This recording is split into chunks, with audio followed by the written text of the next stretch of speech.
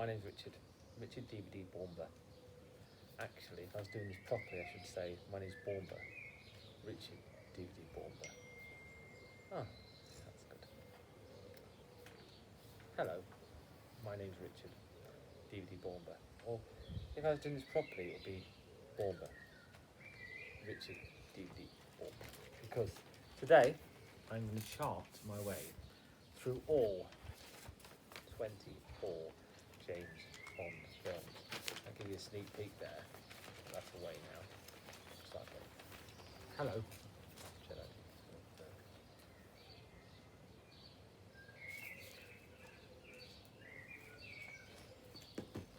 Hello, my name's Richard, DVD Bournemouth, or should I say, my name's Bournemouth, Richard, DVD Bournemouth, because we are beginning my 24 countdown of all James Bond films released to date. I was hoping this would be a top 25, but unfortunately, due to the world as it is now, it's only 24. So, I've got my big tin down here, full of the first 20. It was released, I believe, in celebration of Die Another Day. That's not giving you a glimpse of where Die Another Day is. Not might be actually. And also my 4, just get the Blu-rays of all the Daniel Craig films. So I'm going to show you the DVD and just a very quick review of each one as we go down through the list. So let me just get myself ready, and we will start with part 1.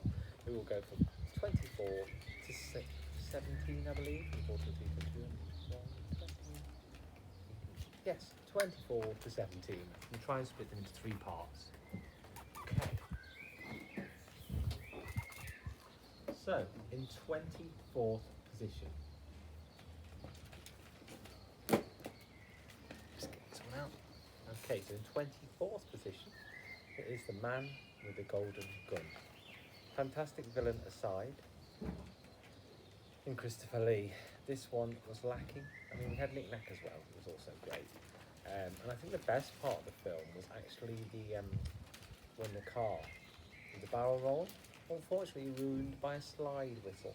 Why did they do that? Who knows? But yes, Christopher Lee aside, this film is one I find a little bit boring. And what I always say is I'll always go with the most entertaining film. This one I wasn't entertained by, especially the final 20-25 minutes, the final confrontation between Christopher Lee and his supposed equal in Bond. No, not for me. So in 24th position, The Man with the Golden Gun. You see, I've chosen to do this video outside, which may have been an issue as we're getting a few cars going past, but it's beautiful Skeggy. Right, so in 23rd position is A View to a Kill, so another Sir Roger film. Now, do not let this sway your opinion. I really liked Sir Roger as James. I loved his take on Bond, as it were. Fully camp, fully go for it. You know, don't worry about it. A View to a Kill, despite having another excellent villain in Christopher Walken, still, it was lacking. And this is due to Sir Roger just doing one film too many. He was 56, 57 in this. He has a relationship with a girl who looks at least half his age. The action scenes are strange, and it just slogs along and it doesn't really go anywhere. I did enjoy the final confrontation on the Golden Gate Bridge with the blimp. It was quite fun. But A View to a Kill, yeah, it's just one too many for Sir Roger. Fantastic villain aside, so that's 2 films with fantastic villains right at the bottom of the list. But just due to the actual film itself, I wasn't a fan. So it's in 23rd. Okay, we're now at 22nd. And for this one, I have to go for the only one that I have a special edition of, and that is Die Another Day. Wow, what can you say about this one? Well, I think most Bond films actually put this to the bottom of their list, and that's no surprise if I'm being honest. That thing is shining in my eyes. Yeah, so Die Another Day. Yeah, every time I watch it, I expect to enjoy it more because I like full-blown Bond. I like the gadgets. I like ship ladies. You know, we'll get onto Daniel Craig later, but Yeah, I like the old style James. And you think, therefore, Die Another Day just dials it all up to 11. Well, you should probably like that, Richard, but no. I mean, it's just done so poorly. It's so outlandish, so unbelievable. The vanishing car, oh, the CGI is just ridiculous. The only parts of the film I enjoy is when we get in-camera stuff, such as the sword fight, proper James Bond action scene. That is really good, that sword fight. And I quite enjoy the surfing at the start, but apart from, oh, and the hovercraft scene. Apart from that, this film it wastes one of the best Bond girls you could have in Halle Berry at the time. She was flying high, Oscar winner, and they waste her. Jinx and some terrible lines. Rosamund Pike is actually her superior in this film, so I'd suggest one to just ignore. If you see it, it's always on terrestrial here in the UK, and it never gets any better. So that's Die Another Day in 20 seconds. So we get to 21st now. Just get my list out. This may be controversial. In fact, the next few will be controversial. So let's get the next one out. So next in 21st position is Thunderball, the highest grossing James Bond film if you take into account inflation of all time. Yeah, I think it's 21st, just in front of Die Another Day. What am I talking about, you may ask? Well, again, I judge it on entertainment, and as full of action scenes as this film was, a lot of them took part underwater. The final confrontation, I know some people like. I couldn't tell who was who underwater. Number 2 as the villain, I was never worried about James. He never seemed to be much distress. The final part when they're just in that boat and there's that awful green screen going back and forth as they wrench the control back and forth. I know they were trapped by their own technology there, but there should have been surely a better way to do that. It's just, I don't like the theme tune by Tom Jones. I just don't like Thunderball. I do apologise. And I think it may be in part due to my father not enjoying it either. And he always used to say, oh, Thunderball, they're rubbish. And I think that always gave me a slightly negative opinion of it. So I always try and come in with a positive mindset when I watch it. But no, Thunderball, I don't remember much about it either. It's very much a throwaway film for me, even though the highest grossing of all time.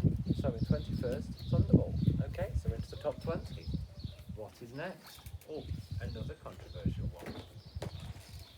Dr. No, the film that started it all. The film that I believe No Time to Die was going to take some elements from, if we are led to believe that the main villain is actually Dr. No in that piece. We'll find out hopefully later in the year. What can I say about Dr. No? It's just a bit slow.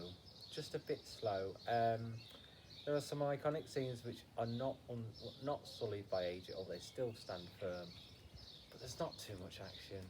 And the final scene where he's in that big radioactive suit and he just turns the dial to solve everything, basically. Yeah, it started it all, but it got a lot better from here on in. So, sorry, in 20th place is Dr. No. Okay, so next, just check my list again, is, oh my, another Connery. So in 19th position is Diamonds Are Forever. Okay, so this is when they brought Sean back for one last hurrah. Cost them a lot of money, and do you know what? Was it worth it? Probably, because I'm not a massive George Lazenby fan, but I don't know. I mean, the film is okay. The film is entertaining. Yeah, it's very entertaining. It's very 70s. The henchmen are brilliant. It's never boring, that's for certain. Blofeld is weird, just plain weird. This whole cloning thing with him is just odd. And we also have that bit at the end when Bond just grabs him in his submarine, just swings him onto this oil rig again and again and again. Oh, what that is, it's just lacking in any tension, but it's fun. You know, Diamonds Are Forever's fun, but that's all it is. And that's why it's 19th. Okay, in 18th, scrap of paper out again. I would have it on the table, but the wind's quite strong today. Oh, I'll put it down there later. Okay, so in 18th, another favourite with Bond fans, On Her Majesty's Secret Service. Now, I used to think this was the worst one, purely because of George Lazenby, and purely, again, I was slightly led by my father in this. But you know what? He's wooden as all that, but the best part of the film isn't him. The best part of the film is the last 45 minutes where the action scenes are. Well, they hold up today. I would suggest there is some slightly dodgy green screen, but again, technology is what it was back in those days. But yeah, it stands up, those action scenes today. So that is a massive plus for me. But apart from that, that first hour and a quarter, I was snoring. Well, not literally, but I just didn't like his whole undercover thing. As I can't even remember what his name was, but yeah, George Lazenby, I can't buy him as Bond, and that's why, despite the action, and despite what I thought was a very good Blofeld, on Her Majesty's Secret Service in 18th, and now to 17th, and now we have the first Daniel Craig film of the list, Quantum of Solace. A good action film, a great action film, and I'm an action connoisseur. I say connoisseur, but I enjoy trash as well in an action film.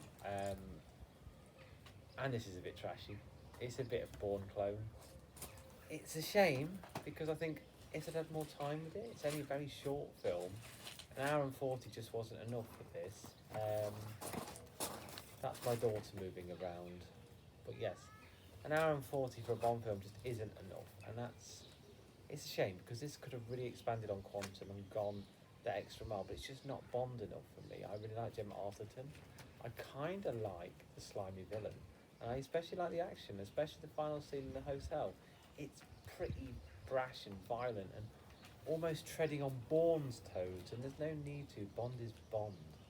So yes, unfortunately, Quantum, despite me enjoying it thoroughly as an action film, is not a great Bond film, and that's why it's 17th. Okay, that's part one done. That wasn't too bad, was it? So I'll see you next time for part two.